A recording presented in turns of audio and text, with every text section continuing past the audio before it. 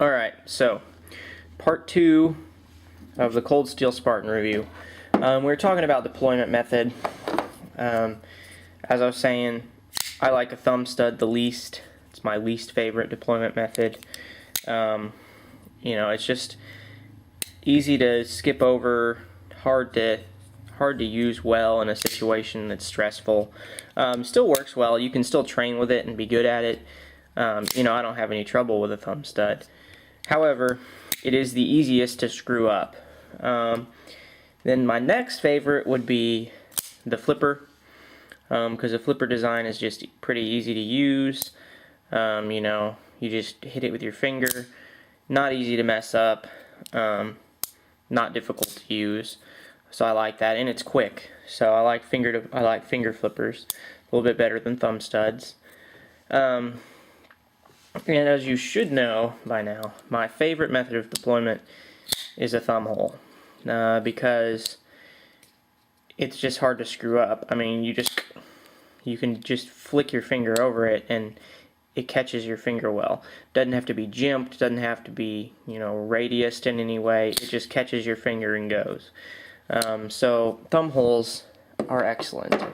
Now, along with that, I will say I'm a big fan of the wave design. The Emerson openers, Cold Steel's plate hook thing that they use. These things are the bomb. I don't count this necessarily among well, it's just a different class. It's not the same deployment method. I love these, but for the things that you hook your finger on, I like the thumb stud the least, then a flipper design. I like the thumb hole the best, and between thumb hole and finger flipper is the thumb disc. Kind of the same principle. There's a lot of surface to catch your finger on, so you don't have to worry about slipping over it as much, because you're just going to catch on that pretty easily and pop it out. So I like the thumb disc, or in this case a plate. I guess it's not really a disc. I like a thumb plate or a thumb disc better than I like a thumb stud. Now, some people don't. Like Nut and Fancy says he prefers a thumb stud. I guess that's his business. I like these better. That's just my opinion.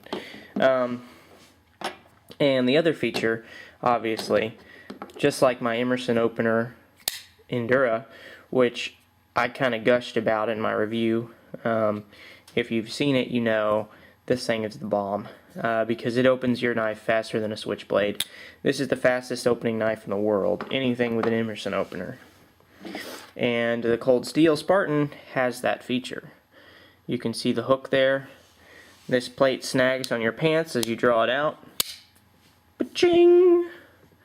You've got a sword ready to rock and roll. So, speed of deployment. If you're going to use that plate to snag on your pocket when you're pulling it out, fastest opening knife in the world, for its size. Can't get a faster opener. This one will open a little bit quicker just because it's a smaller blade, so it just pops out easier. However, pretty much unbeatable speed with this thing. If you use the thumb hook or the plate hook to catch on your pants. Now, if you deploy it by the flipping it open with your thumb, see, you can screw it up like that. You got to use a pretty good amount of wrist flip. And the other thing is, because of how wide this distance is here, you can see that's about 1.5 inches from here to here. Your hands back here, you don't get a lot of kick with your thumb. You know what I'm saying? Like, say with my stretch, I have my hand right here. My thumb can easily come all the way around to there. So when I pop it open, it just comes out extremely fast. Now with the Spartan, can't really do that. Partially because it's a heavy blade and a heavy spring, but you can't even, you can come around with it, it's just difficult because of how long that distance is. So you're going to have to use a lot of wrist flip. Now when you get it right, the thing still comes out bloody fast. it comes out really fast for the size. It's just a little bit more difficult. Now the other thing you can do with it is you can go for the old flipping method and just whip it open. That works really well, especially on this blade because of how heavy it is. Now of course I can do that on all my blades, so it's not really difficult, but it works pretty well on this. Generally I'm not going to deploy a knife like that, but you can. It's an option. But like I say, hooking it on your pants like that, it's beastly fast. Lockup and strength. This thing is the strongest knife ever. It has the cold steel Triad lock, and as you can see there, that lock bar is a monster. I mean, that's a 1/4 inch thick lock bar. Compare to the Spyderco stretch lock bar, and you can see that's about twice as thick. I mean, that thing is ludicrous. It's just a monster, and it locks up good. Now the other thing you can see is, see how far that lock moves out when this comes up? Just, you know, doesn't move out real far. Moves out just a little bit there. Not so the Spartan. Look at that. Look how far that lock bar sticks out and how far it has to be depressed in order to function. And then this thing comes around, ka-chink. You can hear that lock with authority. And that thing is not going anywhere. There is no flex whatsoever. You can spine whack the crap out of this thing and it's not going to move, and it's going to be just fine.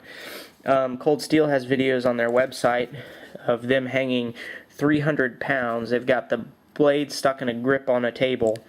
They hung 300 pounds off the handle of this thing with no damage whatsoever.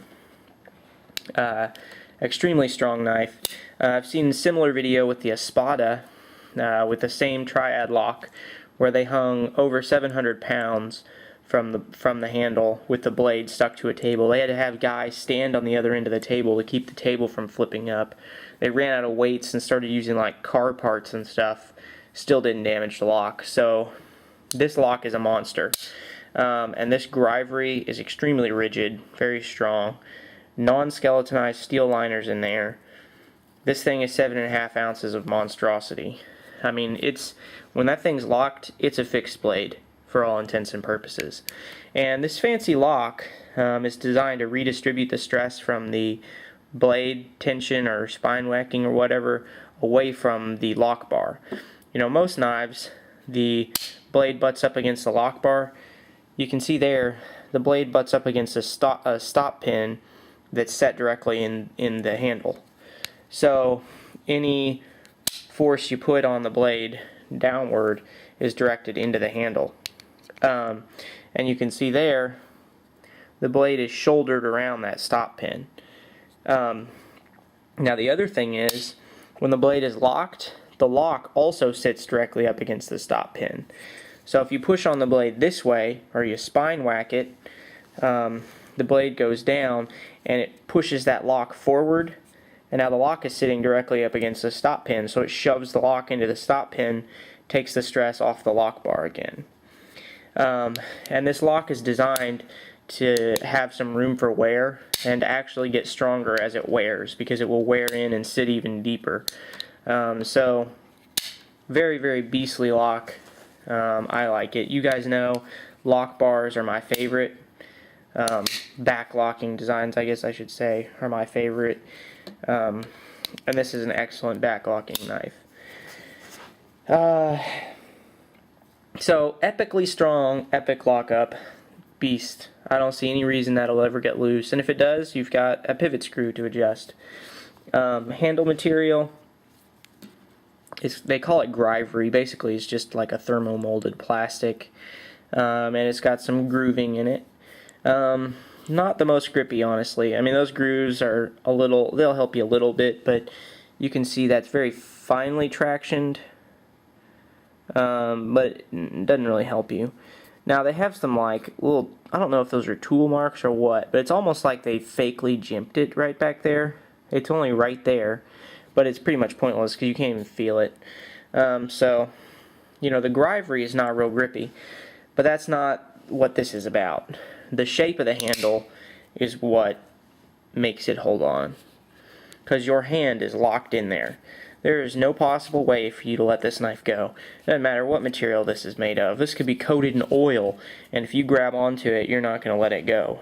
You're just going to be, you're not going to slide back because that thing is there. You're not going to slide forward onto the blade. You just can't do it. So, epic handle retention in hand.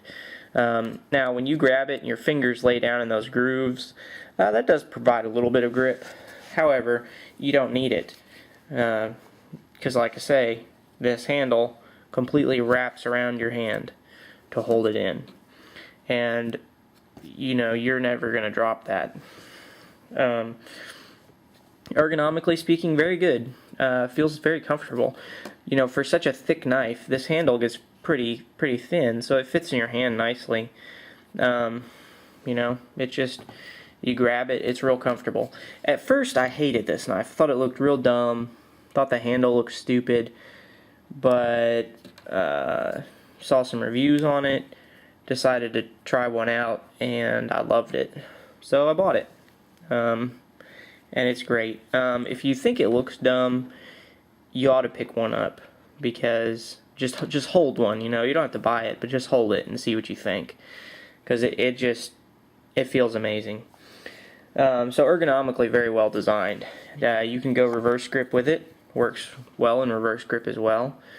You've got this pommel, which you could use as an impact device, and you've got a really good grip on it. So you could pop somebody real good in the head with that thing. So pretty beastly there. Clip design, carry options. I like the clip on this a lot, actually. It's blackened, and it sits all the way up here at the tip. So that's about as much as you see sticking out of the pocket, which is sweet, because that's not very much. I mean, compare it to, let's see, what do we want to compare it to? Well, let's just compare it to a Spyderco Endura. Spyderco Endura, about that much sticking out. Pretty close to the same, and this thing is a monster. I like the fact that you can't tell that.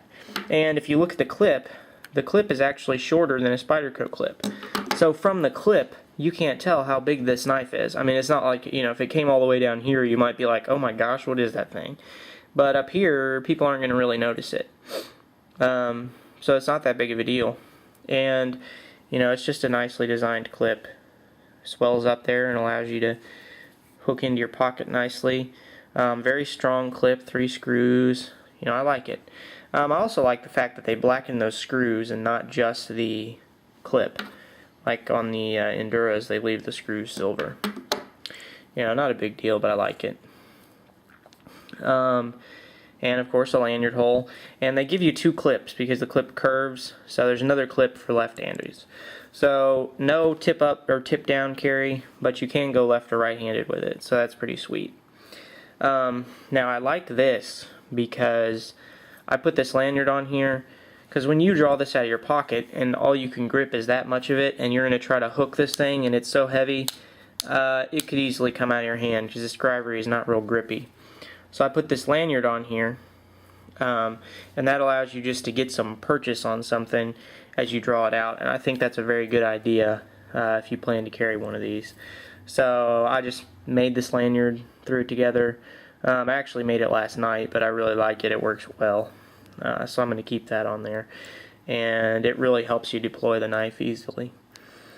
So overall evaluation of this knife, I think it's an excellent knife, great for collectability or defensive purposes, excellent opening speed, decent blade steel, excellent handle design, great ergonomics, excellent pocket clip.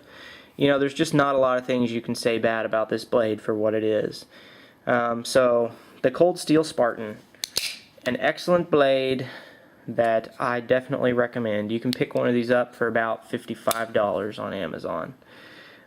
So that's about it, and we're coming up on the limit. So JCTheSniper signing off.